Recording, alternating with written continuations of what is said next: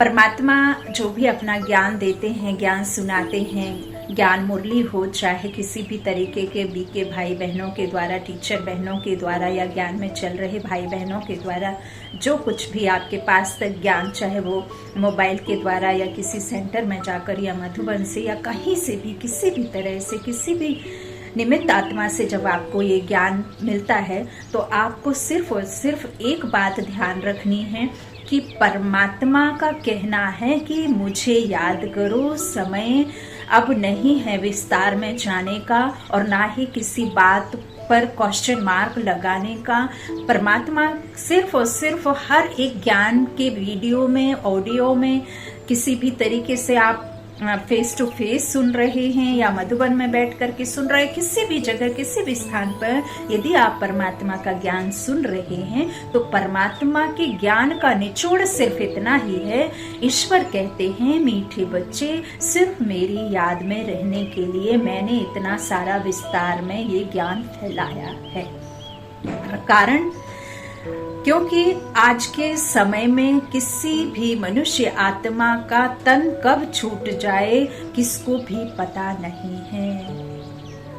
बार बार यही बात परमात्मा कह रहे हैं कि मीठे बच्चे, अब समय सभी का अपने घर के जाने का है। अपने घर की तरफ रुख करो, अपनी याद परम धाम में ले जाओ, अपनी बुद्धि मुझसे लगा करके रखो।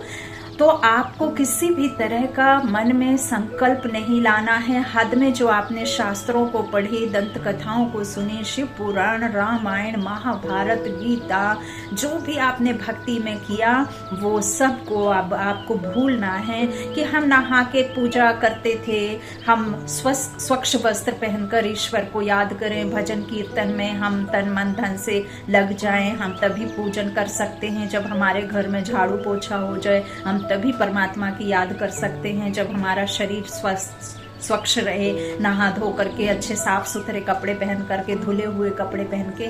तो मैं आपसे पूछती हूँ, आप खुद से ये प्रश्न जरूर करना कि यदि मान लीजिए कि आप वॉशरूम गए हैं, मैं सही शब्दों में कहूँ तो आप शौच के लिए गए हैं, और उस वक्त यदि आपके प्राण निकल जाते हैं तो आप मुझे बताओ कि क्या आप उस समय परमात्मा की याद में रहेंगे? और यदि आप नहीं रहेंगे और आपके प्राण निकल गए तो आपकी अधोगति, सदगति क्या होगी? कुछ होगा उस समय? क्योंकि आपका मन तो ये है कि हम स्वच्छ नहीं हैं, हम गलत कर्म कर रहे हैं। तो वो तो देखिए, आपके जीवन की, आपने जब शरीर लिया है तो वो आपके रोजमर्रा का ऐसा एक कार्य है जिस कार्य को यदि आप नहीं करेंगे तो आप बीमार पड़ जाएंगे। यदि आप 2 दिन नहीं जाते हैं मोशन तो आप बीमार पड़ जाते हैं। तो वो तो आपकी रोजमर्रा की एक ऐसी सफाई है शरीर की, जिस सफाई को यदि आप नहीं करेंगे तो आप बहुत बुरी बीमारी में के उसमें फंस जाएंगे। इसीलिए आप किसी भी तरह से, किसी भी प्रकार के प्रश्न मार्क को अपने दिमाग में या किसी के द्वारा सुने हुए ज्ञान में प्रश्न मार्क को खत्म करें। आप बिंदु बन बिंदु को याद करें और ड्रामा पर बिंदु रखते चले जाएं। जो हो रहा है पहले भी हुआ था, जो होगा वो भी नथिंग न्यू, पहले हुआ होगा इसीलिए हो रहा है। तो देखिए, मैं आपको एक सत्य घटना बताती हूँ। आज सुबह की बात है, मैं अपने लौकिक बच्चों को बस में चढ़ाने जा रही थी, स्कूल बस में। और स्कूल बस में जब चढ़ाने जा रही थी तो एक घटना नीचे घटी हमारे कंपाउंड में। चूँकि हम विदेश में हैं, बहुत सारे रूल रेगुलेशंस होते हैं, बहुत सारे रूल्स को फॉलो करते हुए चलना होता है। एक भाई बाथरूम में अर्ली मॉर्निंग 6 बजे गिर गए और वो नहीं रहे, उनका शरीर छूट गया। अब मुझे आप ये बताओ, यदि आप इसी में लगे रहेंगे, क्या मैं शौच करते समय परमात्मा को याद करूं? क्या मैं नहाकर परमात्मा को याद करूं? क्या मैं स्वच्छ वस्त्र, सफेद वस्त्र पहन करके ही परमात्मा का ज्ञान दूं?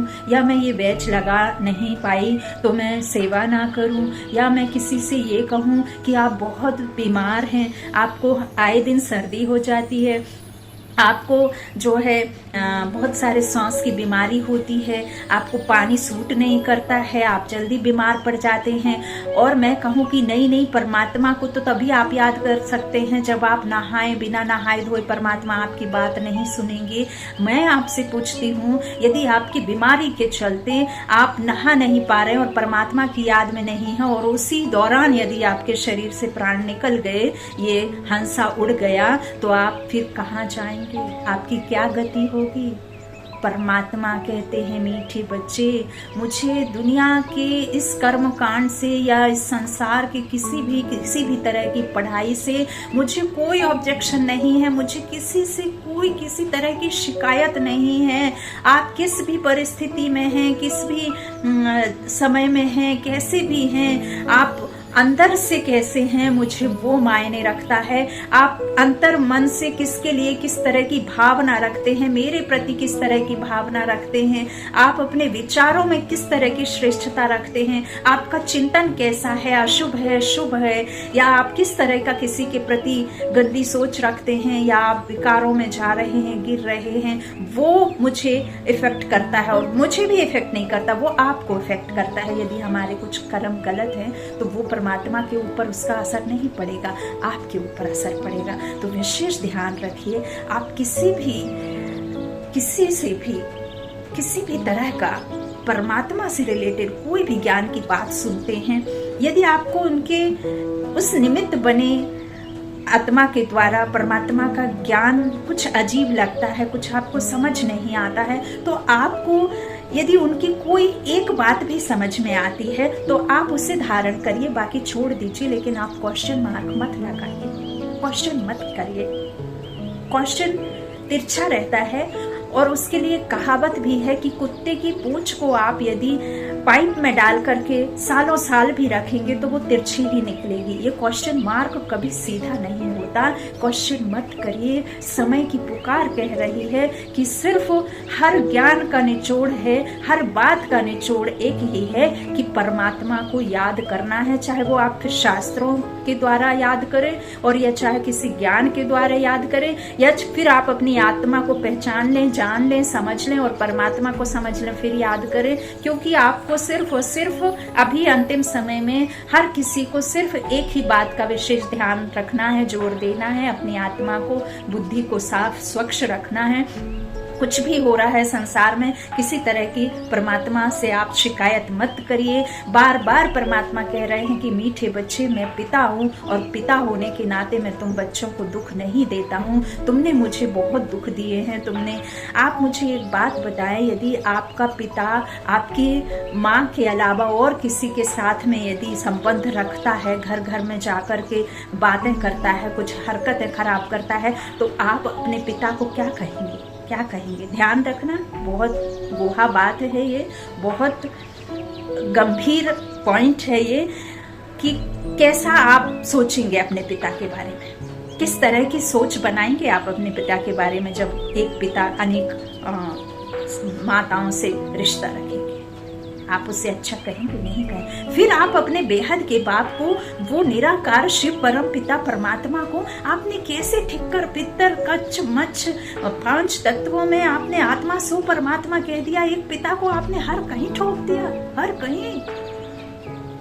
अरे वो क्यों दुख देगा? वो दुख दे ही नहीं सकता, उसका तो दुख में कोई भी हाथ नहीं है। आप ऊपर की तरफ उंगली करना बंद करिए। आप ये मत कहिए कि मेरा ही घर मिला था, मैं ही मिली थी, मेरा ही परिवार पर तोड़ना था, टूटना था, पहाड़ टूटना था।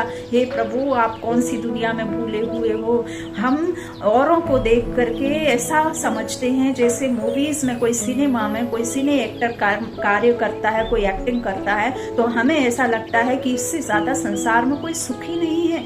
अरे आप ये तो सोचो कि आपने अपने परिवार वालों तक सीमित रहते थे कि मेरा भाई सुखी है, मैं सुखी नहीं हूँ, मेरे मामा सुखी हैं, मैं सुखी नहीं हूँ, वो देखो कितना घूमते फिरते हैं, मैं नहीं घूमता फिरता, मेरी तो जिंदगी ऐसे ही कबाड़ सी बनी हुई है, मेरा तो घर में ही लिखा हुआ है करना, चलना, मरना, बच्चों के बीच में, पति के बीच में, आजे अजयों के, सास ससुर के सामने। अरे ये सोचो, वहां तक हम सीमित थे, अब तो हम उसमें चले गए, ये टीवी टीवी वगैरह आ गए हैं, उसमें हम जब बड़े बड़े लोगों को, बड़े बड़े कलाकारों को, बड़े बड़े चेहरों को देखते हैं, वो चमकते हुए जो मुखौटा पहना हुआ है, एक अंदर है, एक और अंदर है, 3 मुखौटे हैं आज के समय में मनुष्यों के। किस तरह से?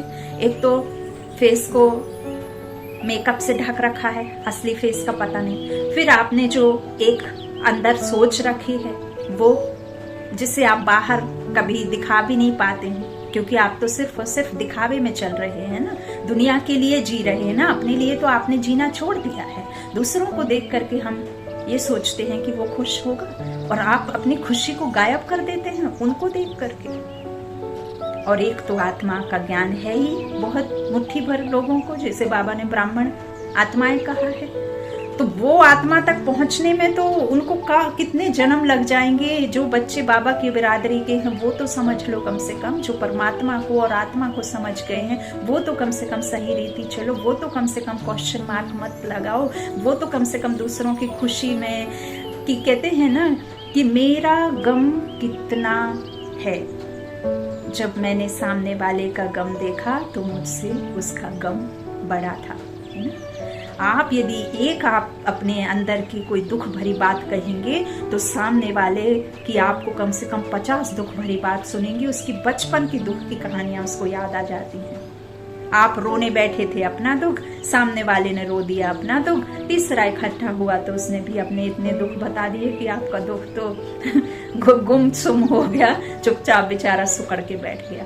तो ऐसे मत करिए। ईश्वर के किसी भी श्रीमत को सिर्फ इतनी मत जान लीजिए कि हमें सिर्फ और सिर्फ उसे याद करना है, इतनी ही ज्ञान की पॉइंट है, इतनी ही धारणा है, इतना ही परमात्मा ने कहा है कि अब वो समय नहीं है। अब तो आपको पका पकाया मिल रहा है। हमारे ब्रह्मा बाबा दादियों ने, वरिष्ठ दादियों ने, वरिष्ठ भाई बहनों ने कितना मेहनत की है, कितनी आप सोच भी नहीं सकते, अकल्पनीय मेहनत की है, अकल्पनीय उन्होंने अपना लौकिक नाम मान शान पर बात आई है। उन्होंने बहुत बदनामी सुनी, उन्होंने बहुत बातें सुनी, उन्होंने बहुत गालियां सुनी। उनको मारने के लिए भी लोग, बड़े बड़े लोगों को सुपारी दिया करते थे। तो उन्होंने जो किया वो आपके लिए नील है, जीरो है, माइनस में है। आप कुछ नहीं कर रहे हैं, आपको सब पका पकाया मिल रहा है। इसीलिए आप सबसे बाबा की रिक्वेस्ट है, बाबा आपसे अर्जी लगा रहा है कि मीठे बच्चे अब पॉइंट बनो,